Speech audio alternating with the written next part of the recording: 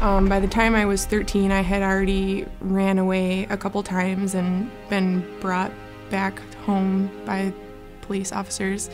At one point, my parents decided to enroll me in a behavioral modification program, and they tried to fix me.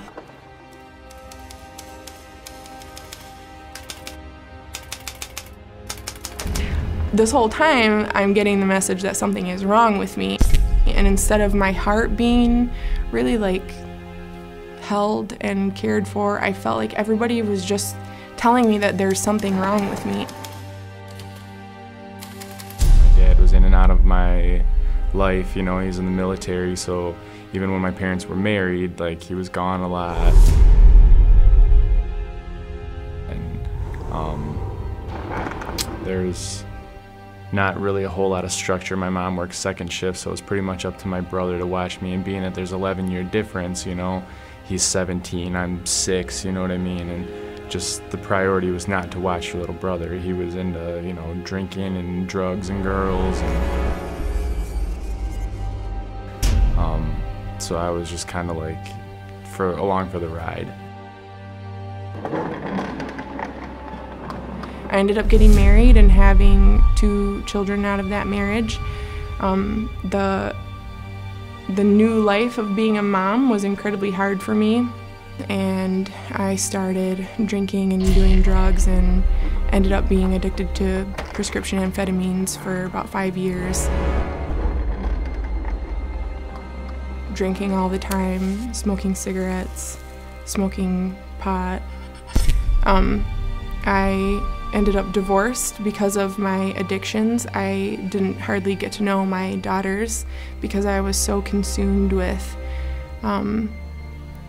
just selfishly taking care of my needs and wanting to feel good all the time instead of always feeling bad. I mean, if I wasn't on something, then I just didn't feel good or right, or there was nothing there for me. I was empty. I was a hollow person is what I felt like. There was nothing inside of me that was positive. There was no light. It was all darkness. It was thick tar, and it was just holding me down, and nothing there. I couldn't go anywhere from there. I didn't know what to do. I was just hanging out with people that were older than me, and my cousins were into a lot of the same things, like drugs. I hung out with them, and so that's what I started doing. At a pretty young age, I want to say 8th grade, I got high for the first time. I smoked pot, and that spun out of control in the next few years. And come high school, I was doing prescription pills, snorting them, popping them, anything I can get my hands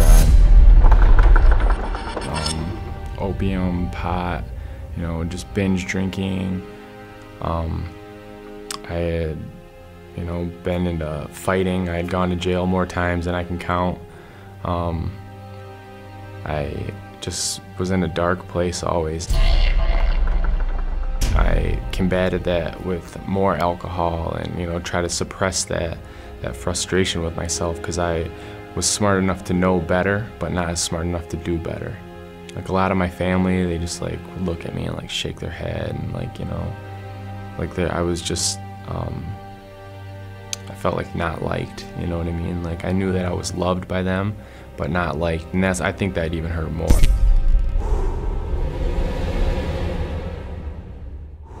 Jill, for a while, was meeting with her uncle downtown at JP's. They would have coffee quite frequently, and she'd come back to me and kind of, touch on what they talked about, and the question had popped up more often, or more frequently, where are you with your faith? By the time that Easter came around, he invited us to go to church, and he had invited us other times, but he was like, this is a big service, and bring your mom if you want. And we were like, okay, one service is not gonna kill us.